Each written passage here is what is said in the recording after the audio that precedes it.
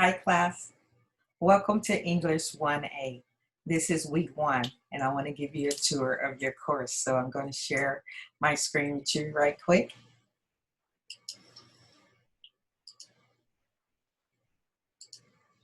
Okay, here we go. Now it depends on what section of English 1A you have enrolled in.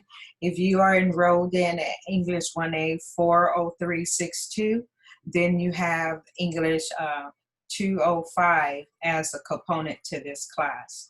Now, if you're enrolled in English 1A 39828, it's a standalone course. You do not have this extra component.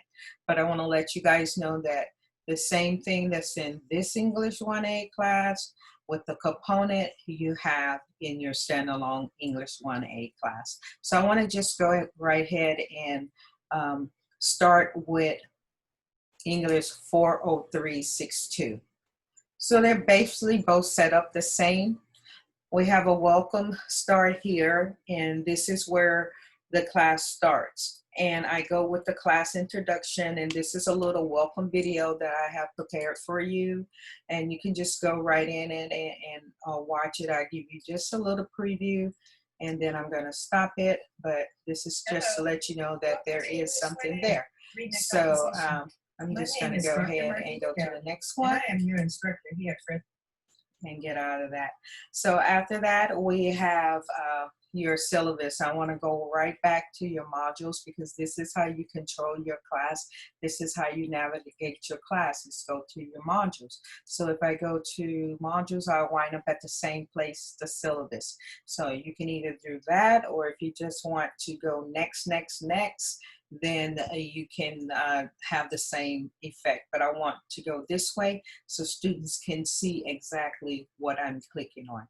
So this is your syllabus, so we just click on it, and I have emailed it to everyone, all the students who were enrolled previously, like a week before I emailed it out. So let's just go in and show you that it's there. Just give a click and it downloads, and you just pick it up. And here it is. And this is your syllabus for your class. So you can just scroll through it and see everything. And I want to take you to the last pages, because the last pages, this is your schedule. Now this is your schedule a week by week, and it's laid out exactly the way your modules are inside of your class. I'm going to switch back to your class right quick. But your schedule and your modules, it says week 1, August 10th through the 14th. It's the same thing for your schedule. It's the same thing. So we have the same requirements that are listed here. So students, if you want to get ahead of the game, go ahead and print out your schedule or the whole syllabus, and like put in a little binder, and that way you have it with you at your reach, and all the time having to go to the computer and look for things. You have it at your touch. Okay, so I want to go right back to our class, back to the modules, just to let you know where things are. And you can go through the syllabus. It has all kinds of information in there. Go through it page by page. There is a syllabus quiz, so make sure that you may want to print it out so you can have it when you're doing your quiz. It's okay, because I would rather you know where to find this stuff than guess. These are your student learning outcomes, so you want to read this first, and it gives you 4 different outcomes for satisfactory completion of this course. All right, next I have help with Canvas. It's a little quick, short video that helps you navigate through Canvas. If you have never had Canvas, gone through the courses or what have you, online courses, this is just a little quick video that will help you get through it. But this link right here, the community Canvas link, will take you to all kinds of videos to help you with any questions that you may have on how to operate Canvas. Okay, after that I have Canvas basics. These are some of the basic things that all students should really know how to access in Canvas, and it's how to set your notifications and preference. And another one is how to use the calendar and how to send messages, and the Canvas guide. Here's the Canvas guide, and how to view your grades in the Passport to Canvas. This is an instructional course. And the Student Support Hub, it has all kind of information here for students. So let's go a little backwards right here and let you see the Student Support Hub. When you click on it, it has all kind of information for you. So let me just see if I can go back. If not, then I know how I did it. Okay, here we go. So the Passport to Canvas, click on that right quick. And this is telling you how to move through the course and what it teaches you and everything. So if you're not familiar with Canvas, you might want to do that. Okay, so how to view your grades. You go right over here to your grades. This is how you view your grades. And we don't have any grades now, but once you are in your grades, you just come over here and you click on grades, and all of your grades will appear. Everything, every grade that you have, if it's a missed assignment or what have you. So I'm going to go back a few steps here. It's going to take a couple of them because I took a couple of steps to get here. Okay, so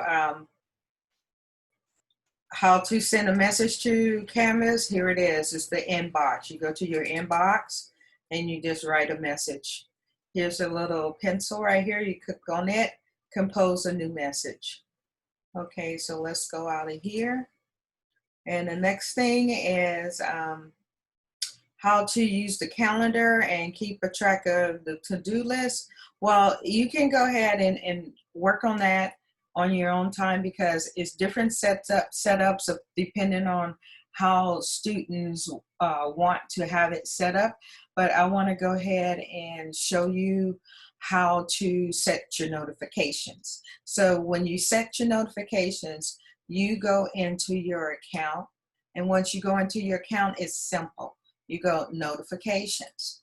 And when you go into notifications, this tells you what you want to tell the notification system. Do you want them to notify you right away, or send you a daily summary, send you weekly summaries, or maybe you don't want them to send you anything at all?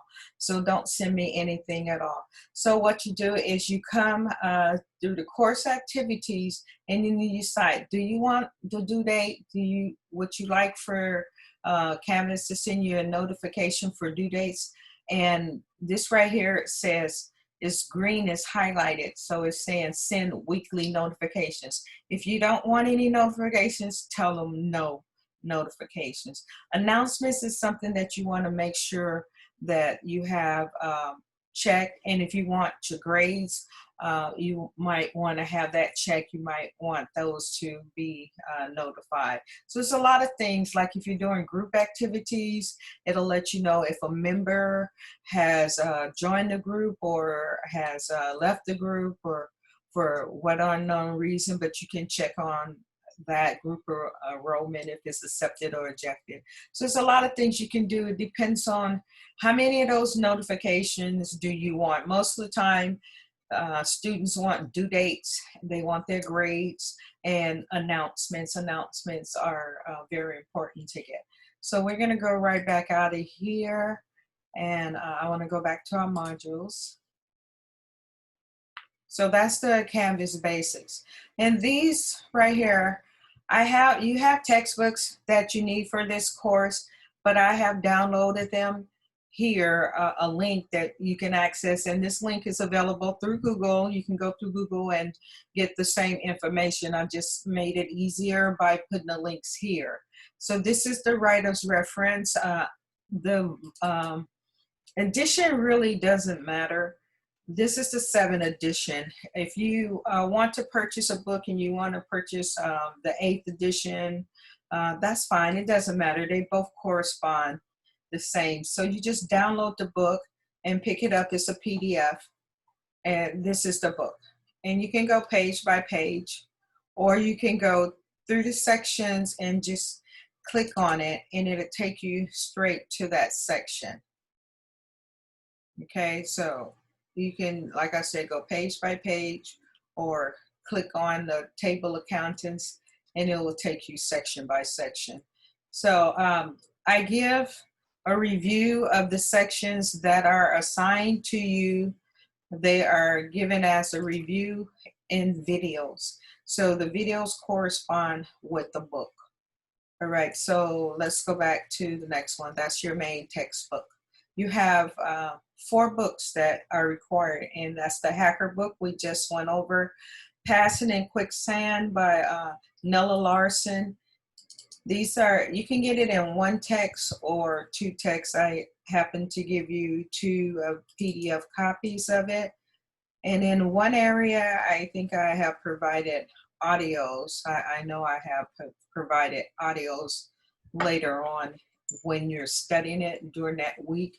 It's an audio version as well as the PDF version. I'll give you a preview. But here it is. I'm not going to go into both books, but they're there. I'm just trying to show you that the information is there, and you can just scroll through it and you can read it. So, all right, so let's go back to the class itself, back to the modules. Like I said, I like to navigate through the modules because this is the best way. If you try to go to the assignment tab, sometimes it corresponds, sometimes it doesn't, and the best way is to just scroll through here and find out what you have due each week.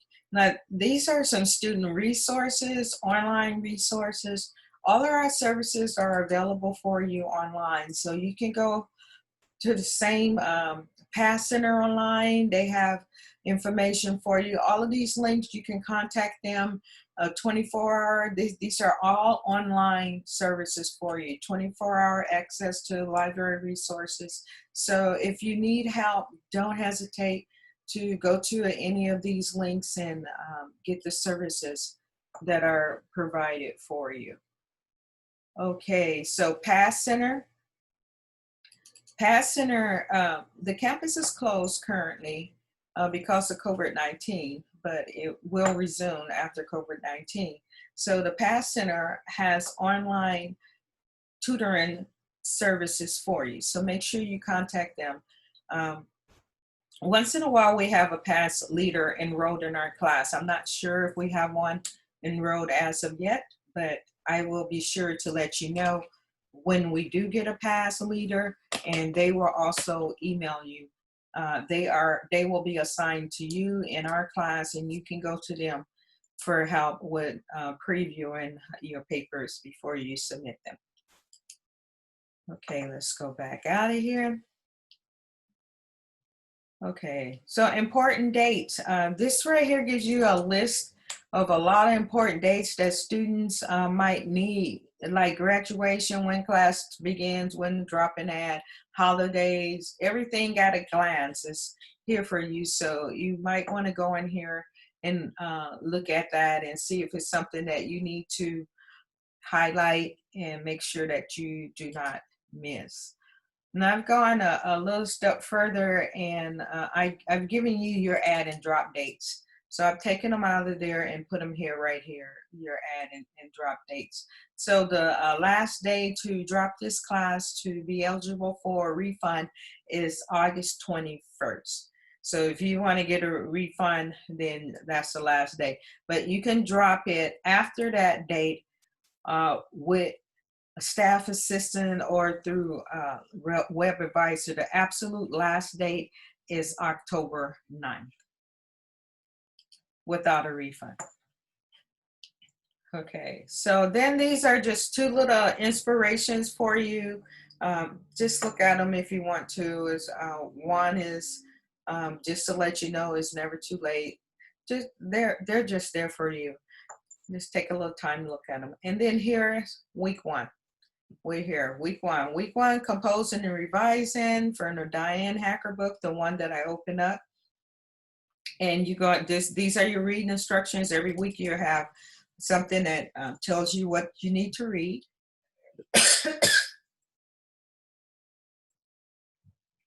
And this says you're going to read composing and revising 1, 2, 3, and 4. This is what C is for. C stands for composing and revising, and it says the same thing up here.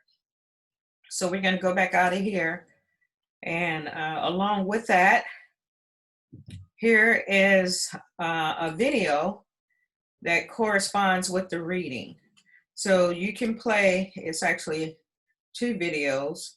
You can play the videos and it goes over, it's like a summary of what's in the Diane Hacker's book for you.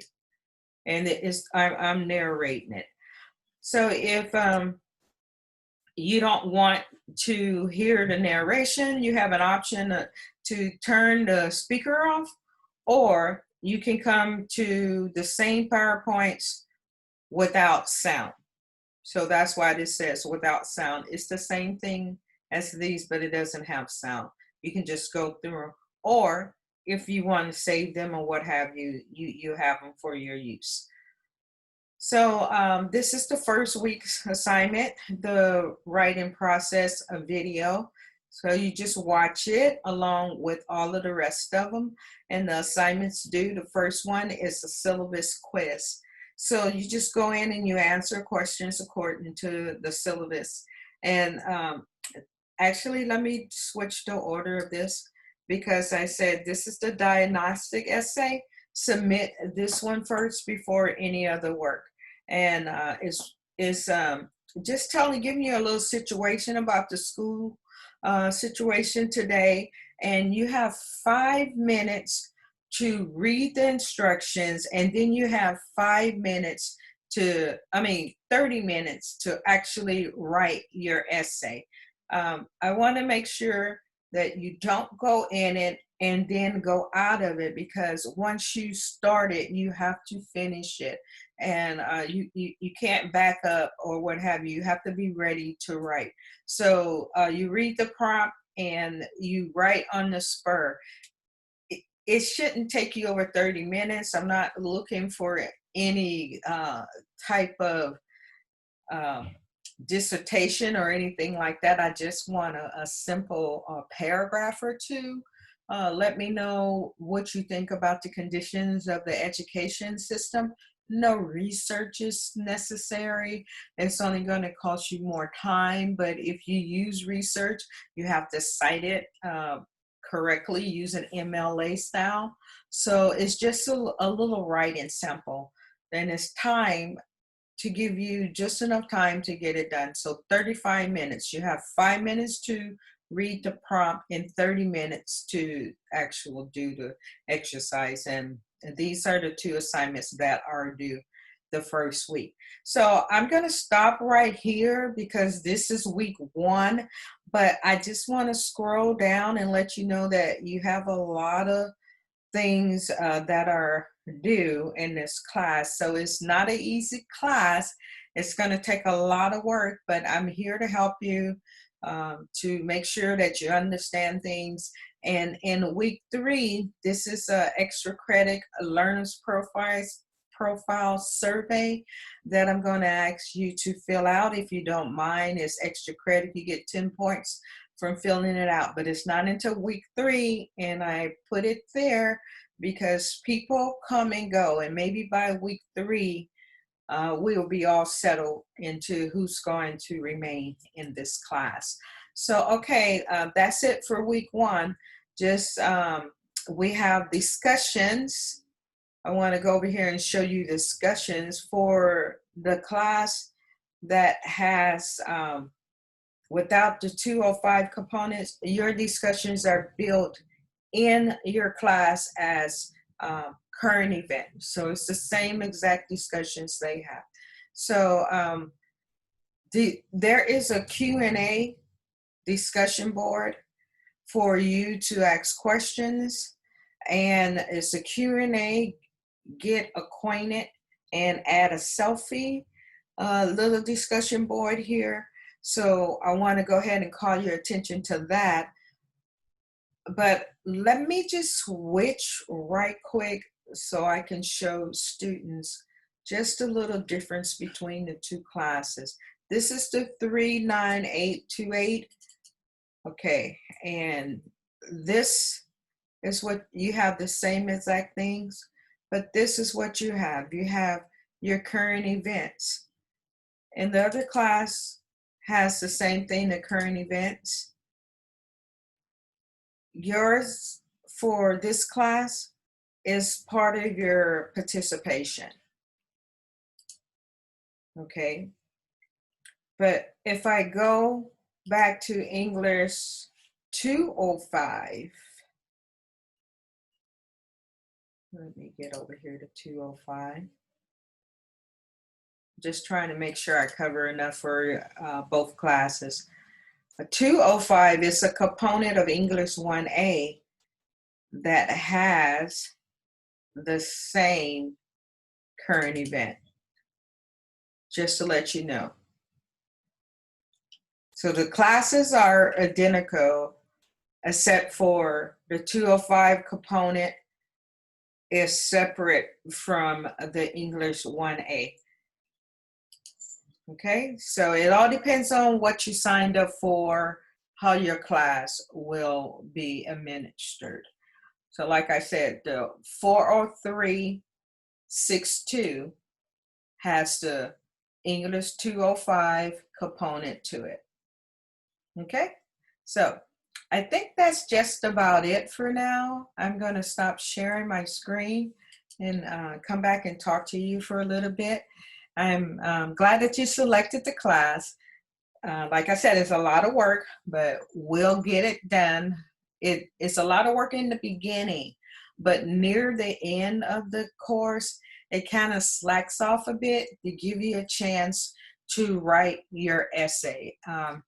To pass this class satisfactorily, you have to submit an 8 to 12 page essay, and it's a research essay using peer-reviewed scholarly articles.